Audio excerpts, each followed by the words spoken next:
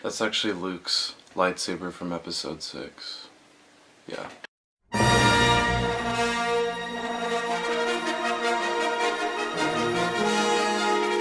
What's up, guys? Coming at you today with another movie review. This time I thought I would do a newer movie. Star Wars. You see I have my shirt on. Star Wars The Force Awakens. Directed by none other than J.J. Abrams, starring Daisy Ridley, Adam Driver, John Boyega, Oscar Isaac, and a few returning actors including Harrison Ford, Carrie Fisher, Mark Hamill, Peter Mayhew as Chewbacca, Anthony Daniels as C-3PO, and Kenny Baker as R2-D2. Now, before you watch this review, there are spoilers. I know it's obvious, but if you haven't seen the movie, if you want a spoiler-free movie or review, choose the next video because this review does have spoilers.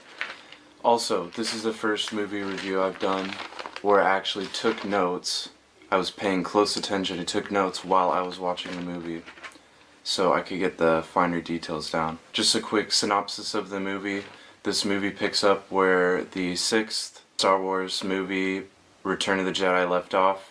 It's been 30 years and Luke Skywalker has gone into hiding. He wanted to create a new era of Jedi, and basically the First Order is the new Empire, and they are looking for Luke Skywalker so they can, you know, find out what he's up to, destroy the Jedi, whatever it may be, because he's really the last of the Jedi. So they're trying to find this droid, BB-8, which has a map to find Skywalker, and they want to get a hold of this map before the Resistance, which is like the new rebels, get a hold of it.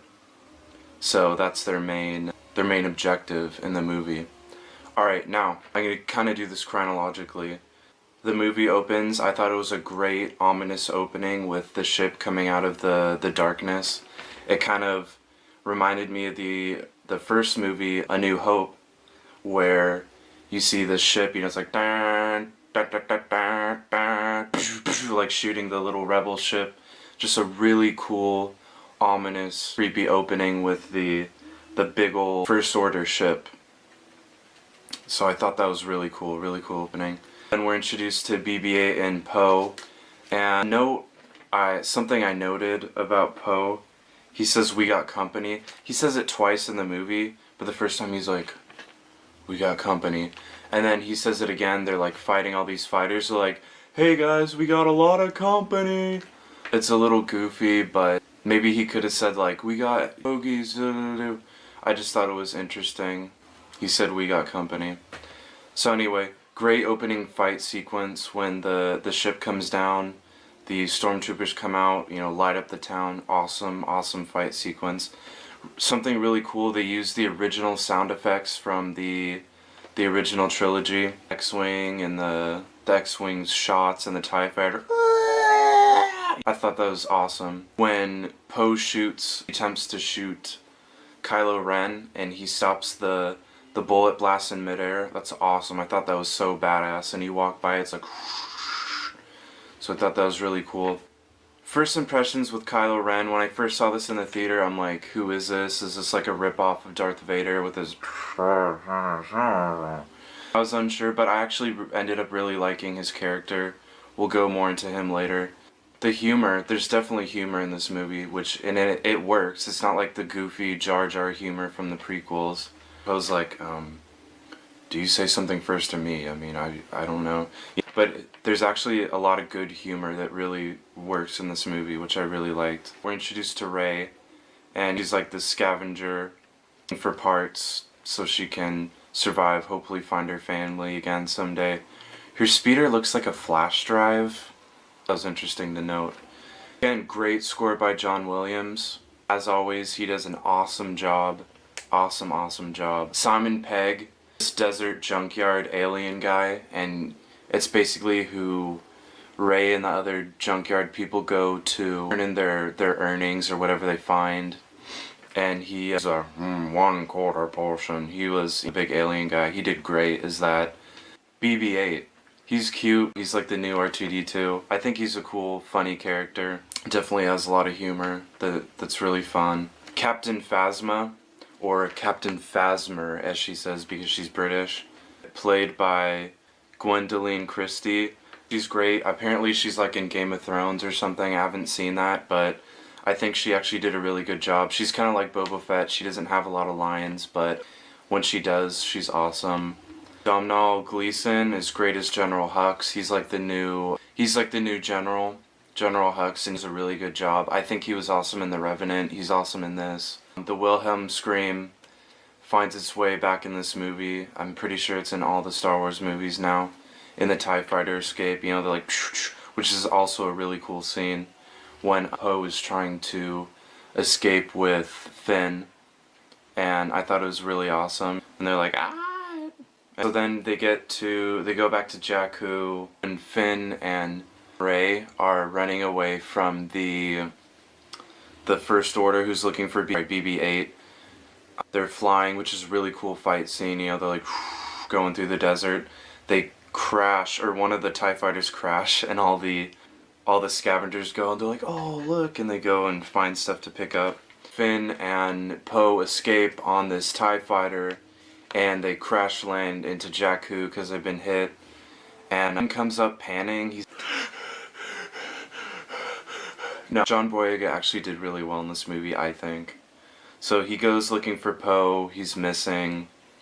You'll find him later in the movie. There's this pig creature drinking water, and he goes up and gets water, and then that's when he meets Rey, and you know, Rey's fighting the First Order. They run away, and they're like, oh, we gotta take this ship, and they're like, oh, why don't we take that one, it's garbage. And then the garbage ends up being the Millennium Falcon, so that was an awesome reveal.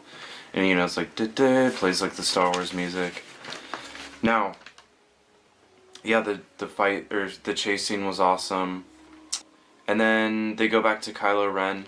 Kylo Ren in this movie, good. He throws fits, like anytime the people tell him, oh, they got away, he's like cutting through shit. Whatever, he's, I guess, a Sith, so he's supposed to look angry. Yeah, that's fine. Harrison Ford returns as Han Solo. Awesome job. Little note, he was pretty much the highest paid actor in this movie. I don't know how much it was, like 10 million or something, but he did a really good job. And as with the old movies, Han Solo says, I got a bad feeling about this again, which is funny. Snoke. Mixed first impressions on him as well. I think he's supposed to be like the new Emperor. When I first saw him, he's like this giant ass, like, fucking giant. I'm like, what is this, like something from Lord of the Rings? But then you find out he's just like a hologram.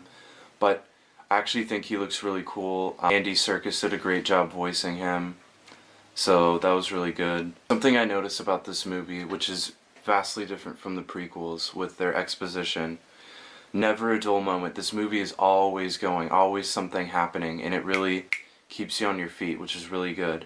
Ma's intro scene, when Han Solo and Finn and BB-8 and Daisy Ridley go into this cantina to find Maz, it's a total rip-off of the cantina scene from the first movie.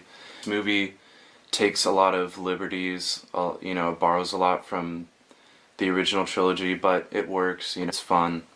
Pizza Nyong'o, I'm not sure how you pronounce that, but she actually did a great job as Maz. I think she was a great choice for that. Something really powerful in this movie, because Kylo Ren ends up being the son of Han Solo and Leia and the grandson of Darth Vader, and he like idolizes his father. Somehow he finds Darth Vader's burned mask. He's asking him to stay on the dark side and feel the power of the dark side. I thought that was really cool, that he idolizes his grandfather and he looks up to him so much. So that was really awesome. Rey's flashback sequence, maybe her first experience with the Force. It's really cool. Kylo Ren is like this vicious murderer. She touches the lightsaber and sees how he goes and slaughters all these people, and then how Rey is taken from her family when she's really young, kind of experiences the Force. Now, General Hux's speech when he is showing off this, what is it called, Star Killer base, and they first shoot the gun for the first time. awesome. It's totally like Hitler when he's like, "This is the last day of the Republic," ooh, you know, and they fire off the thing. Starkiller Base, it's kind of a ripoff of the Death Star. We've already seen it twice. You know, it's kind of lazy writing, but I guess it's cool anyway. What's bigger than the Death Star? The flying scenes were actually done very well. Awesome action, awesome everything. Those were done really well. Carrie Fisher comes back as Leia. She's alright. Her voice changed a lot. It's really raspy in this movie. I don't know why. She did alright. Just seems a little bit different. And Kylo Ren takes off his helmet. I was kind of like, okay, that's weird. But, you know, he takes off his helmet to show that he's just like this regular guy. He's not deformed like Anakin was after he got burned. This may just be me, but he doesn't look anything like Han and Leia. I don't know. I think Adam Driver is a great actor. I think he did really awesome in this movie, but he just doesn't look like Han and Leia. Small side note. Daniel Craig is the stormtrooper. I thought that was funny when Rey's locked up and you will, you know, remove these restraints and leave with the door open. And it's Daniel Craig as the stormtrooper, so that was a cool cameo. Rey escapes and the stormtroopers turn back and they see Kylo Ren, and Kylo Ren's like, and then the stormtroopers go in and they're like, okay, and then they walk the other way. That was some good humor. That was really funny. Akbar is back. When I saw this in the theater, there must have been this guy that was like high or drunk, and when he saw Akbar, he just started totally cracking up. I had to laugh a little bit too. But yeah, Akbar is back. The Han Solo and Kylo Ren scene, when Han talks to Kylo Ren, says Ben, he talks to him. It's very well done, very emotional, and I was legitimately surprised when Han Solo dies. He's getting older, I don't know how long he can do the part anymore, but and Kylo Ren, you know, he's like, Han means nothing to me, and he calls his dad Han Solo. He doesn't even call him, you know, Dad. So he obviously doesn't care about his dad. Weird, like, Kylo Ren hits his pelvis after he gets shot by Chewbacca. He's just like, I don't know. It's, that's interesting. Yeah, but he does that. The Ren versus Rey fight was really good. It's really authentic. It's not like the prequels that look cool, but the prequel fights, but they're totally, like, choreographed. It's like a fucking dance. Like, this one looks authentic, and you can tell Rey had some practice with her staff, so she knew a little bit about fighting, but it was a really good fight scene. At the end, Finn gets injured. He gets cut up the back. Will he survive? Probably. They know where Luke is, and so they go, and Luke is shown for about 10 seconds, but you know, it's good to know he's there. It's the cliffhanger at the end of the movie that maybe Rey is gonna be trained by him. So I thought that was really cool how they have, they show Luke. So yeah, definitely, guys, this is definitely a big step up from the prequels. I think J.J. Abrams did an awesome job. I don't think he's going to do the next one, somebody else is, but he really did a great job. The acting is awesome. Special effects, of course, are awesome. It's definitely one of my favorite Star Wars movies. I grew up with Star Wars, and I really enjoyed it, and I can't wait until the next one. But anyway, thank you guys.